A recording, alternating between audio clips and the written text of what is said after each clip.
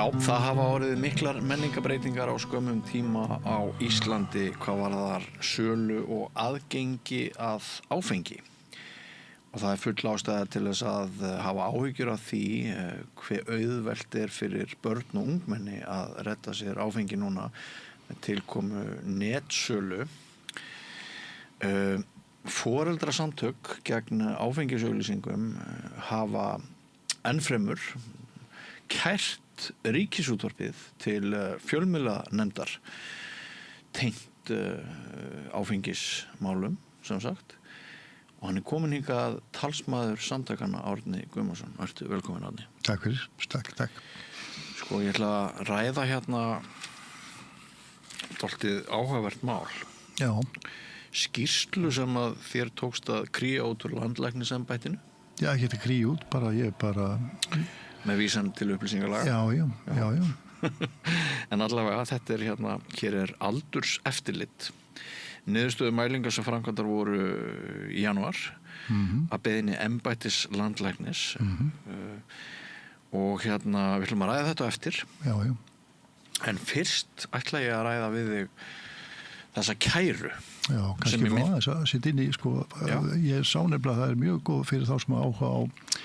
Það var þannig að landlæknisembættið gerir umsögn frumvarp Gríms Grímssonar og fleiri að heimila sölu, áfengis út allt eila, en netsölu, smásölu. Já, Gríms þingmanns Viðreisnar. Og þar raki augun í að landlæknisembættið hafði, ég held bara fram að sölufyrirkomulag væri vera ábótavant og vitnar í eitthvað og þá segja að það hlýtur okkur gögn á bak við það.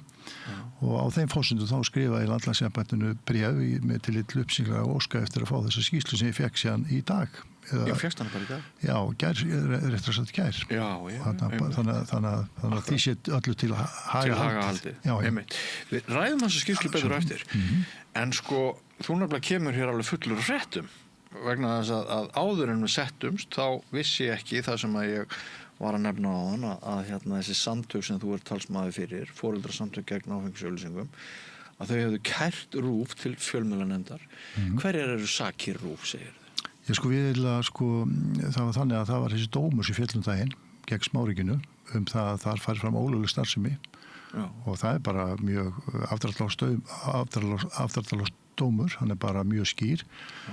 Síðan það þannig að við fáum mikið fjölda ábendinga þessi samtök, foreldrasamtökin. Og meðal annars fengum við bara mjög fljótlega ábendingar á það í Ríkisútvarpinu, í RÚV, væru auglýsingar meðal annars í fjölskylduþætti frá þessu fyrirtæki sem þegar hafi verið dæmt fyrir ólöglega starfsemi. Já, eftir að dómur fellur. Eftir að dómur fellur og þá fór maður að hugsa RÚV hefur einhvers konar skyldur til að fara eftir lögum í landinu, ekki bara kannski lögum. Skyldur maður ætla? Já, og þetta siðferðilega skyldur líka og eru þetta svona flaggskip íslenska fjölmiðlunar og menningarstarfsemi í landinu. 10 milljarðar á ári. Já, í tekjur. Já, þess vegna velti maður fyrir sig ef það búið dæmaði fyrir ólöglega starfsemi og þú getur haldið áfram að auglýsa hérna ólöglegu starfsemi. Og það fannst fólki, ekki bara mér heldur fullt af fólk sem sendi okkur ábendingar. Þannig að það var til þess að við höfðum sambandi fjölmiðlanefnd sem hefur eftirlit með fjölmiðlum í landinu. Bentum á þetta og svo endaði með því að samtökin sem slíkt skrifuðu út á svo bréf, formlegt erindi þetta, þar sem við spurðum þetta. Og skoruðum auðvitað RÚV að hætta einni birtingu á því sem að þeir kalla löglegar áfengissölsingar. Það er þess að 0,0 dótari sem ekki til eða kannski eitt brett einhver stærri upp í Breiðholti eða Eskifirði eða hvar sem það er. Það er sem að vera að auglýsa óáfenga vöru með sterkri tilvísun til hennar áfengu. Og þetta kemur kannski í sekundubrót 0,0 einhver staðar og í einhverjum tilfellum er þetta greinilegt en í öðrum tilfellum ekki. Þá vorum við að skora á stjórn RÚV að hætta þessum vitleysisgangi að taka augljós og útusnúninga úr skýrum lögum og siðferðilegum boðskaplagana sem einhvers konar alvöru auglýsingar. Þetta við lifum í siðuðu samfélagi og við erum greint fólk, flest okkar. Og við sjáum alveg tvískinnungin í þessu. RÚV á að vera í fararbroddi ekki bara lagalega heldur siðferðilega líka. Þannig að ég heyri að þú gerir greinamun á því hvort einhver tveggjamanna fjölmiðill sem er að reyna að stunda einhverja blaðamennsku og teygir sér langt siðferðislega í auglýsingum. Hvort sá fjölmiðill er að flagga einhverjum áfengisauglýsingum eða Ríkisútvarpið. Já, enginn á bara að gera sko, þá er til dæmis aldrei reynt á þessar fyrir lögum þessar 0,0% auglýsingar. Það allt myndmál, allt talmál, bara 1,0,0 í restina og það tekið sem létt bjórsauglýsing eða ekki áfengi. Ég held að allir fjölmiðlar sem eru á alvarlegum nótum og starfa einhvers konar heilundum eftir einhverjum dæmi, þeir eiga auðvitað ekki að taka þátt í því að auglýsa öðruvísi heldur en það sé löglegt eða einhverju tvískin og setti. Það er auðvitað spurning sko, ef við ætlum að vera með samfélag sem tekur ekki sko síðfélag boðskap lagana til greina, þá erum við komin í svona eitthvað alveg grjótart, eitthvað svona lögfræði setninga og málfars og eitthvað deilur það hvort að hitt sé þetta hins sé. Og vekur furðu margra og þar á meðal bara mín. Ég var nú einu sinni starfsmaður RÚV sko. Þetta var nú svona gamaldags menningarstofnun sem tók nú ekki áhættu sko. Já. Þetta eru einkennilega breytingar sem hafa orðið þarna. En það er líka bara hvort það sko, það er líka annað þessu sko, ég lít alltaf á RÚV, fremstu skyldur RÚV eru gagnvart almenningi. Já. Og mér finnst það bara eins og í þessu máli sko, það getur vel verið, ég veit ekki, það getur vel verið að það verið einhvers konar meðvitundalegs og auglýsingadeild RÚV.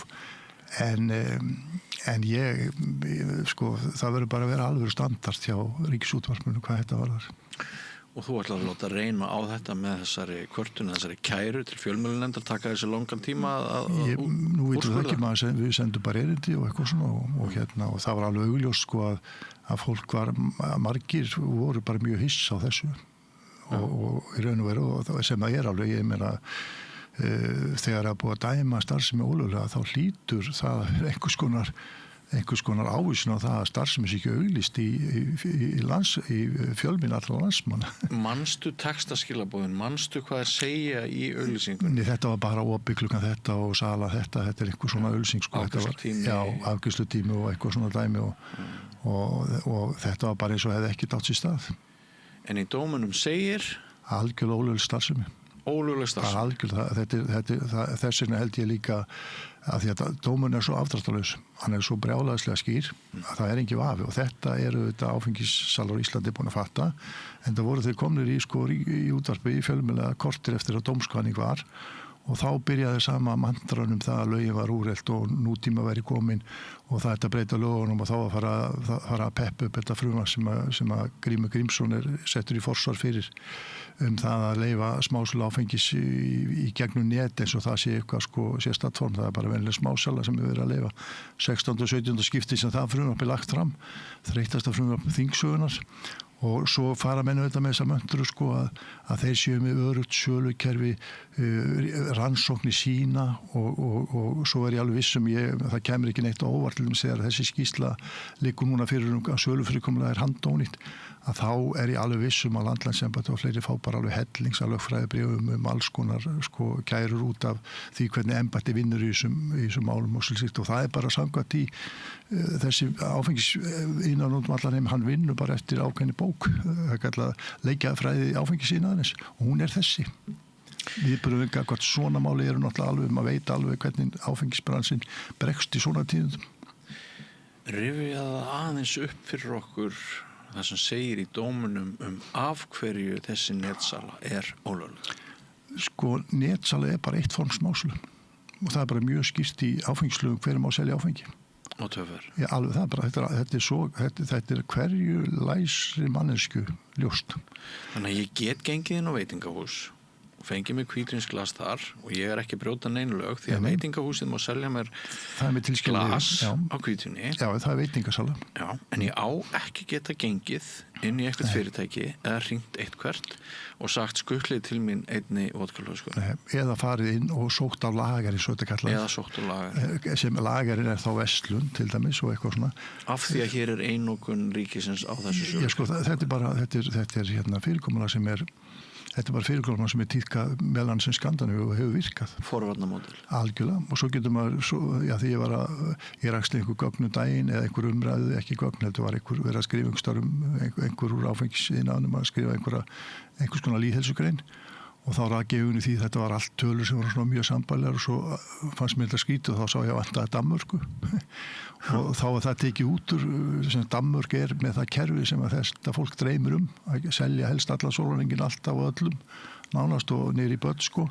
Íslenski sprútsalar vilja breyta okkur í Danmörku. Já, sko, algjörlega, og þetta það sem í þessu, sko, það eru þetta viðskiptahagsmunir þarna sem eru mjög sterkir og þetta er alveg brjálæðslega fjársterkur bransi, áfengisinaður og eyðir alveg brjálæðslega peningi að normalisera neyslu, auglýsingar og annað slíkt og þeir vinna bara greinilega öllu plönu, þannig ég held að núna eftir að dómur fellur þá held ég að það er ekkit vafaatriði í því sko ef maður tekur bara þessa leikjafræði áfengisínar eins og þessa playbook sem að Alþjóða heilbrigðisstofnun hefur svona svolítið kortlagt hvernig þeir vinna þá eru þeir alveg eins og grái kettinir í þingi að reyna að hafa áhrif á þingmenn af því þeir vita að þetta er algjörlega þetta mál með sko sem er núna búið áfriða til Landsréttar það breytast enga forsendur á leiðinni ég held að Landsréttur geti ekki komast að neitt annarri niðurstöðu með reynda að draga inn í þetta alls konar eftirlitsstofnanir, með reynda að taka alls konar hluti inn í þetta sem hefði engin tengslu í þetta mál sem slíkt.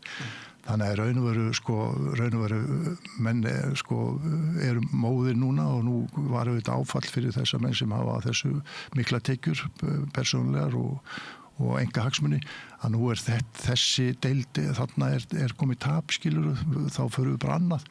Og þá var allt í einu fyrir að dúkka upp þetta frumvarp sem er sko 17. 18. útgáfa þessu brennivín í búðir frumvarpi. Þannig að þú veist leikjafræðin er klár, það er bara spurning hvort að stjórnmálafólk stendur í lappina gagnvart sko sérhagsmunum með þessum toga. Það segir sitt slagkraft sprútsalana að Ríkisútvarpið ekki bara auglýsi, heldur haldi áfram auglýsa eftir að dómur fellur og þar á bæ sko í gamla daga var þetta þannig að Bylgjan var svona kallað til einhverja businessmenn sem vildu fá að selja brennivín og Ríkisútvarpið hélt sig svona stóð í lappirnar sko, var varfærið en það þarf Ríkisútvarpið ekki á tekjum að halda auglýsingatekjum, hæpnum auglýsingatekjum og tekjum sem að má ræða hið siðferðislega í tengslum við en Ríkisútvarpið sko, þú minnast á þennan þáttarna daginn eftir að dómur fellur já. Ég var einhverstaðar út að aka og það var eins og þessi dómur hefði ekki fallið eða þetta væri ránglátasti dómur sem hefði fallið og maður bara fólk botnar ekkert í því hvernig þessi eins og ég nefndi í upphafi hvernig sko þetta menningar landslag hefur gjörbreyst á skömmum tíma. Já, en fyrst þú nefnir þetta sko það vakti mikla furðu. Ég hlusta á þetta viðtal líka í Ríkisútvarpið daginn og nú er náttúrulega Ríkisútvarpið margir þættir og fullt af góðu dagskrárgerðar fólki þar. Já, maður ágætur að taka það fram. Nei, en sko fyrstu svona tíðinlega þessu voru bara nánast korter eftir dómsuppkvaðningu og þá fullur á áfengisínarins, reyndar ekki sá sem var dæmdur, komin í útvarpið og hann rantar þetta í svona 10 mínútur korter bara þetta sé allt saman ósengjart og allt þetta svo eru við látið nelta þetta skilur og reyna að afsanna eitthvað og má ég deila með þér eftir 40 ár í blaðamennsku má ég deila með þér því hvað er hefðbundin fréttamennska ef einhver vinnur mál þá er talað við hann og sjóna með þess sem vinnur málið þau koma fyrst fram í fréttaumfjöllun svo getur við fengið sjóna með þess sem tapaði en það er bara hefð fyrir því að við hömpum, blaðamenn hampa fyrst málstað þess sem hefur sigur. Og þarna var svo Ég fór til spjallan á daginn eftir að því að þetta gerum við yfirleitt athugasemdir ef okkur finnst á halla sko. En það viðtal fóst mest í því að elta uppi einhvers konar sko hugmyndir í höfði þeirra sem hafa haga áfengissölu og þeir telja það oft staðreyndir og þá feir maður að elda upp þessa vitleysu sko sem oft er sett fram og það ég get alveg deilt með við höfum þetta gert af og til athugasemdir við Ríkisútvarpið til dæmis ég held að sé, ég hef enga víslega könnun á bak við það, ég held að sé yfir þannig að við sem erum í forröndum við erum alltaf að elda sko sérhagsmunaaðila þetta er bara torgþáttur sem var í fyrra þar eru 2 eða 3 fulltrúar frá áfengissölum síðan er yfirsálfræðingur S.A. og svo var bindinsmaður og það var eiginlega enginn sem var sko úr forvarnarbransunum sérstaklega til að svara öllu því sem þar fyrir fram þannig að ég sko því nú Og þannig ég horfi mikið á skandinavískar stöðar, gaman að bæði fréttum og umræðuþáttum og ef maður tekur til dæmis bara sænska sjónvarpið, þá alltaf passað upp að það sé alveg fullkomið jafnvægi. Á öll, ef það einhver umræðuþáttur þá bara fullkomið jafnvægi og það í raun og veru líka oft þannig að fólk auðvitað spurt krítiska spurningar hvorum með þessi og það hefur líka verið þannig að það auðvitað hlutverk Ríkisútvarpsins að upplýsa eða fjölmiðla bara almennt. Heldur betur. Og þessna almannahagur, almannaheill, almannahagsmunir. Já, þessna höfum við sagt að ég sjálfur það ákveðið rými til framfara. Það rými til framfara. Já, heldur betur í þessu ef við ætlum að búa til samfélagsumræðu einhver staðar sem á að hafa einhverja þýðingu. Og það ekkert eðlilegt við það að sjónarmið sprúttsalana séu í fyrsta sæti og að þeir flokkist undir jaðarsjónarmið eða nöldrara sem að ætla að veita sprúttsölunum aðhald. Það ekkert eðlilegt við það. Við sáum daginn í Kastljósi hvernig lýðheilsufræðingi var einmitt telt fram hvernig sprúttsala var telt fram gegn sjónarmiðum lýðheilsufræðings. Á sama tíma og einn af þeim sem var að selja fekk heila Kastljósþótt undir sig að skýra sín sjónarmið. Þannig að það alveg ljóst að það svona stundum finnst manni á aðra hliðina hallaði og bara umræðu. Já, Stefán Jón Hafstein, minn gamli yfirmaður á fjölmiðlunum, þú sem stjórnarformaður RÚV, þetta ekki Ríkisútvarpið sem ég held að margir landsmenn vilji hafa. En landlæknisembættið, það hins vegar, við getum kannski sagt að það standi í lappirnar. Já, alveg fullkomlega. Það ekki? Jú, það bara. Og hér ég með þessa sjóðheitu skýrslu sem þú ert nýbúin að fá. Þar sem fjallaður og heimildin gerði skil núna á dögunum í góðri frétt. Það sem sagt, manstu þegar þú varst hér með Ólafi Stephensen og þið voru 2 að ræða það hvernig framkvæmdin væri með þessari netsölu. Þú sagðir að þú vissi dæmi þess að 13 ára ungmenni hefði náð að panta áfengi í gegnum svona netsölu. Hann Ólafur, sem fyrir með hagsmuni atvinnurekenda að leiðarljósi, hann bara sagðist telja að það væri rangt. Hann staðhæfði að öryggið við afhendingu, aldur sem sagt takmörkin, þau væru fullt eins virt og hjá einkarsprúttsölunum eins og hjá ÁTVR. Og ef ég man rétt þá jafnvel held ég að hann hafi gefið í skyn að það geti verið allt eins líklegt að fólk kæmist frekar út með áfengi frá ÁTVR-búð sem var ekki spurt skilríki heldur en ef ég panta bokku á internetinu. En þetta nú heldur betur, þessi málstæður heldur betur rækin hér. Já, og það sorglega veit að þetta enga nýja fréttir fyrir okkur sem mjög í forröldum. Þess að við erum búin að fá að því nú erum við erum bara að reka samtök og erum í hreyfingu sem að berjast í forröldum og allt þetta fólk sem í forröldum og við fáum þetta fullt að skilabóðum og þetta bara nákvæmlega það sem við vissum en þetta kannski að mörguleiti bara ívið verra ef eitthvað það var sendur listi 21 verslun og það eru gerðar 30 kannanir. Það ekki? Þetta er fyrirtæki sem sérhæfis í svona huldu könnunum hluti af alþjóðnum fyrirtækjum en það sem svona megin fréttin í þessu að það fullt af þessu fyrirtæki sem spyrir ekki einskilur ekki einhver láta votta með já eða nei einhver með rafræna vottun en þó það sé rafræna vottun þá það þannig að það kannski unglingur sem afhendir áfengið. Það ótrúlegt. Þetta kaup framkvæmt hjá 14 netverslunum með áfengi. Hvað var það rafrænu skilríkin? Það var niðurstaða könnunar svo að spurt var rafrænu skilríki í 5 af 14 netverslunum sem bara í 36% tilfelli. Já, einmitt. Þannig að það sýnir nú bara... þetta er bara, það er sorglega að við erum bara að segja þetta allan tíman. Já. Og svo af þeim 9 netverslunum sem ekki báðu með rafræn skilríki var hjá 5 þeirra óskað eftir annars konar aldursstaðfestingu þar sem einfaldlega bara spurt hvort viðkomandi hafi náð 20 ára aldri. Bara eins og þegar ég fór 19 ára inn í ríkið og afgreiðslumaðurinn spurði mig ertu orðinn 20 og þetta sagði ég já og slapp með mitt bús út 19 ára gamall. Þetta ekki mjög vísindalegt. Nei. Heyrðu, og svo hérna að sko afhendingin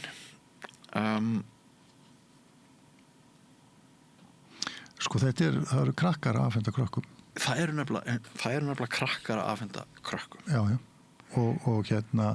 Og svo líka annað í þú getur verið sko eins og það gert, þá bara einhver út í bæ sem vottar ef þú fer í kemur rafnarkerfið. Þetta þýðir það þeir sem vilja selja áfengi til barna. Já. Þeir geta bara gert það mjög hæglega með því að votta alltaf um leið ekki með vottunarmerki. Og það er eitt af því sem kemur sko fram þarna, það er ekkert mál. Og svo var líka, það reyndar ekki þessari skýrslu, það var líka á tímabili voru hérna einhverjir ungi menn sem fölsuðu sko skilríki, rafræn skilríki. Sem nýttust einhver tíma. Það er hægt að kaupa núna fölsu skilríki. Já, þetta var segja mér sko. yngstu börnin og heimilinu mínu. Já, það gekk alveg kaupum og svolum. En sko þess vegna þegar menn segja sko kerfið eins og einhver helt fram að kerfið var 100% örugt. Já. Það er algjör fyrra sko. Heldur betur. Þetta er náttúrulega svört skýrsla. Hún er alveg kolsvört skýrsla, það er bara ekkert flóknar af það. Og upp úr þessu er gert minnisblað og í þessum minnisblaði Já, sko, raun og verið þetta bara ástæðan fyrir ég fyrir að gefa skaumir það ég sé þetta bara í umsögnum svo tala áðan. Það eru umsögnum frumvarpi sem Grímur Grímsson fóstrar að leiga smásölu áfengis að þar heldur landlæknir því fram, embættið heldur því fram að það sé mikill misbrestur á sölufyrirkomulaginu. Og þá fer ég á stúfun og segi hvað hafið þið fyrir ykkur því? Og ég veit að landlæknisembættið það skrifar ekki kommu eða bókstaf á þess að hafa eitthvað á bakviða. Og þá heyri ég af því að það hafi verið gerð hana könnun og þá óska ég þegar í stað eftir því að fá þessi gögn í ljósi upplýsingalaga. Og sem heimildin hefur meðal annars verið að fjallum á einhverju svipum forsendum. Einmitt, við ætlum bara að vitna það síðan að texta frá embætti landlæknis. Ef framkvæmd aldurs eftirlits er ófullnægjandi, kann það fela í sér brot á lögbundnum skyldum og grafa undan markmiðum lagana að takmarka aðgengi ungmenna að áfengi. Einnig er skýrt í lögum 75/1998 áfengi að ríkið eigi að fara með smásölu áfengis. Þetta er ein af virkustu forvarnar aðgerðum sem til eru og eitt af því sem alþjóða heilbrigðismálastofnunin mælir með til að draga úr skaðlegum afleiðingum áfengisdrykkju. Já, það er bara svoleiðis. Kjarnimálsins. Já, algjörlega. Týnist út allt. Já, fyrir þetta það sko landlæknisembætti er bara í fyrsta lagi þarna að standa vörðum þau velferðarsjónarmið sem samfélagið er sammála Einmitt. Og þannig að sko þetta er alveg við vissum auðvitað að þetta var ekki við vissum að við var pottur brotin en ég hafði ekki alveg fantasi í það að fatta þetta væri alveg í lamasessi. Þetta er mölbrotið sko. Og líka allir bara það afhendingarstaðir eins og einhverju olíufylurum með afhendingarstaðir, það er aldrei spurtu skilríki þar. Eða fyrir einhver dropbox það er aldrei spurtu skilríki. Það er einhver staðar eru vélmenni sem afhenda áfengi og ég meina ekki taka þau lífsýna fólki. Það er þá sennilega einhver tilvísnu og góði það sem þú þarft eitthvað að sýna það. Ég kann ekki tæknilega útlutun á því sko. Og svo er kannski sumi aðilar haldaði fram að áfengisverslu ríkisins á þessi sérstaklega talsmaður hennar að hún þverbroti í lög og selji unglingum áfengi. Þeir eru með skilríki eftirlit, það sem er senda blínt 20-25 ára einstaklinga sem eru kaupa áfengi hjá áfengisverslunum og ef þeir eru ekki spurning skilríki þá er það náttúrulega bömmir fyrir verslannar.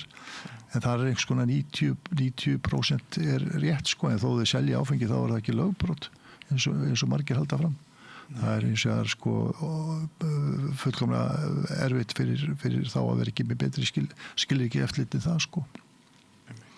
Þannig að þetta er því miður sko og þetta er komið, það hefur engin pólitísk umræða að fara fram með þetta fyrirkomulag, það er ekkert. Finnst þér ekki skrítið?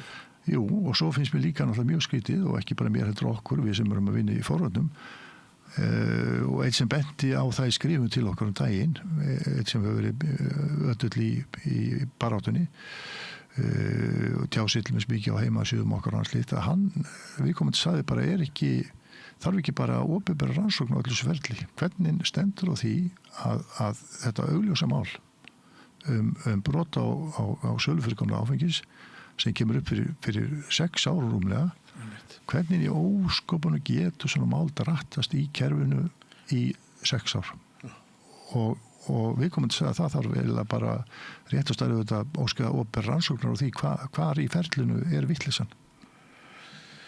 Ég held sko að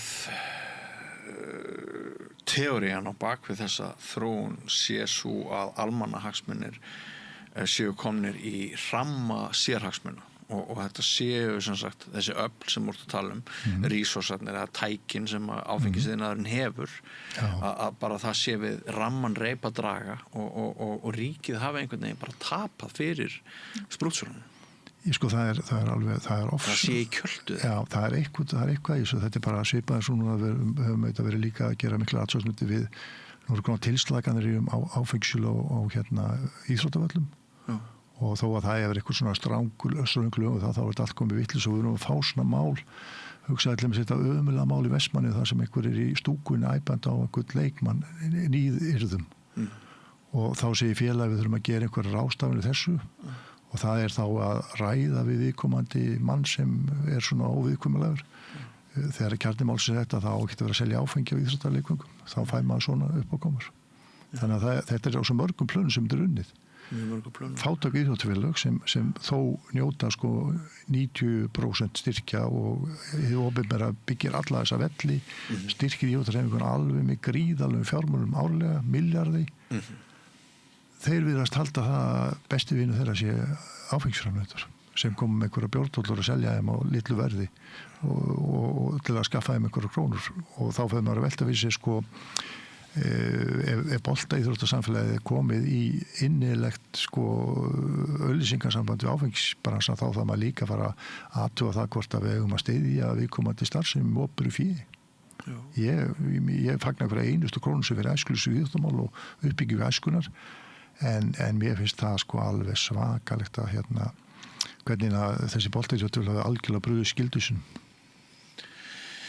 Fyrir nokkrum árum þá var það þannig í hugaríþróttageiranum sem ég þekki vel til að maður kannski fekk bara fría umfelgun ef maður vann eitthvað bridgemót eða ostakörfu eða eitthvað svoleiðis sko. En núna seinni árin þá er eiginlega alltaf áfengi í verðlaun og það er augljóst að sko sprútsalarnir þeir dæla áfengi á þess að það sé greitt fyrir það.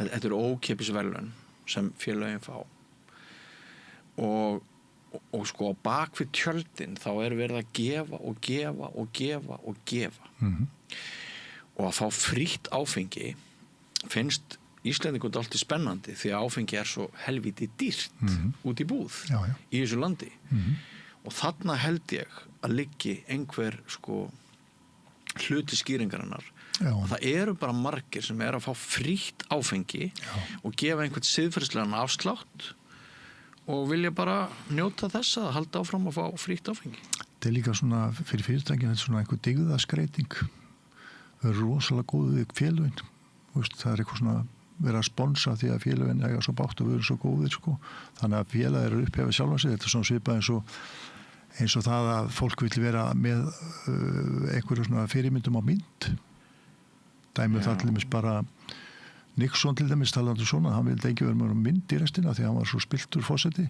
en þegar íþróttarhefingi stillir sér upp á mynd með áfengisbransunum til dæmis bara þegar komnar auglýsingar á þessu leikvelli það sem þá er þetta orðið bara hluti af þessu umhverfi og hvernig með læðast inn í svona og hvað er betra heldur en samstarfi sem er góð íþróttastarfi það er búið að sko að renna öll mörk til færast til og renna saman og það er alltaf eitthvað svona fælist til en það er ekki einhlið ákvörðun einhverja sem hafa sérhagsmuna af því þess vegna þarf samfélag að taka sér til og fara í gegnum, við getum bara að sé hvernig með þessu reykingamálu þróust þegar að fólk sá hvað reykingar voru óbóðslega heilsuvá og hvað þetta var virkilega óhollt og loksins 60-70 árum eftir að búa sanna tengsl krabbameina og reykinga þá sá tóbakinn og það var ekki sko alveg málið en hvernig við tókum á reykingamálunum til dæmis og hvernig við líka missa nikotínmálunum úr höndunum núna það er bara orðið þannig að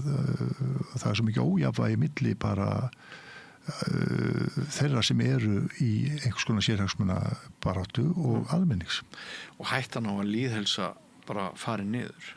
Já, hún bara komið þangað og þú sér bara til þess við, sko, það bara allir stundur rækta hérna, það reyndar ár sem ég gerði síðustu mælingar í félagsmiðstöðum, en það þannig að það eru öll merki á rauðu og þess vegna verðum að líka að gera, sko, því nú voru bæjarstjórnarkosningar og svo nú ekki rosalega langt kannski þingkosningar, en þá verður maður auðvitað líka að gera kröfu til þess að þeir sem eru fulltrúar fólksins í sveitarstjórnum og eru þetta þeir sem hafa á víl og díla alls konar leyfi, meðal annars áfengisleyfi og annars slíkt, að það bara fólk sem verður bara að standa í fæturnar í þágu almennings.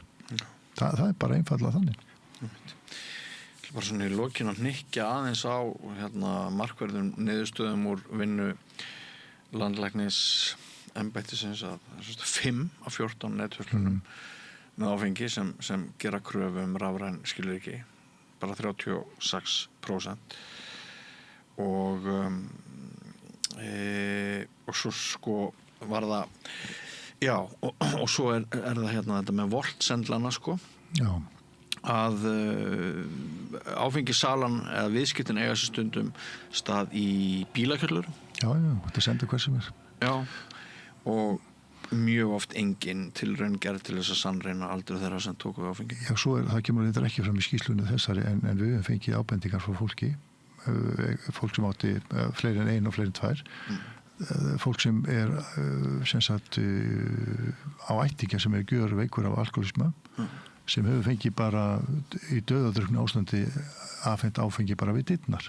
Og það til mér sér í líki lögum, þú mátt ekki selja fólki undir áhrifum áfengi.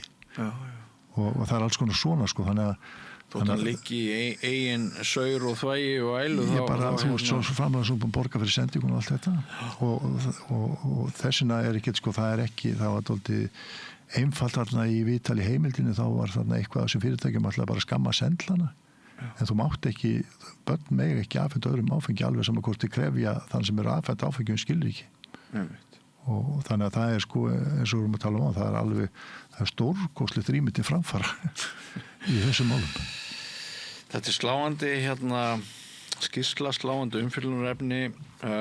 Við erum búin að ræða þátt Ríkisútvarpsins sem að skildi ætla að stæði í stafni gegn svona skaðlegum þjóðfélagsbreytingum, því það er ekkert sem segir manni að allt fullorðið fólk geti ekki gert sér glaðan dag með áfengi þegar það kýs, þótt að sé böndum komið á þetta stjórnleysi. Það er ekkert neyðar ástand ríkjandi áfengisölum og það hefur ekki verið. Þeir sem vilja ná sér áfengi það er mjög einfalt að gera það. Það er það ekki. Og við sem eigum börn, við vitum að það getur skipt öllu máli hvort börnin okkar hefja neyslu áfengis, hvað við segja, 16, 18, 20. Helst ekki fyrir 25, því þá fyrst er framheilin búin að þroskast þannig að hann getur orðið fyrir skaða fram að því. Ég meina, þetta líkur allt fyrir, sko. En þetta er dálítið sérkennileg samfélagsþróun, verður maður að segja. Heldur betur. Og ekki kannski beint byggð upp á einhver lýðræðislegum forsendum, heldur fyrst og drifið áfram af einhverju sérhagsmunum. Við höldum áfram að vera fúlukarlarnir við rauðaborðið á samstöðunni. Þetta er bara það þarf bara að ræða þessi máli sem við erum að ræða þetta og miklu víðari vettvangi líka. Kæra þakki fyrir komuna, Árni. Sömuleiðis, takk fyrir mig. Og áframgöngu við göttuna, kæru hlustendur, ekki fara langt, nýr kapli eftir andartak. Ég heiti Kristinn Sigmundsson og styð Samstöðina. Samstöðin er óháð sjónvarpsstöð sem fjallar þjóðfélagsmál á vandaðan og yfirvegaðan hátt. Ég skora á ykkur að styðja hana með því að gerast áskrifendur. Samstöðin er ómissandi.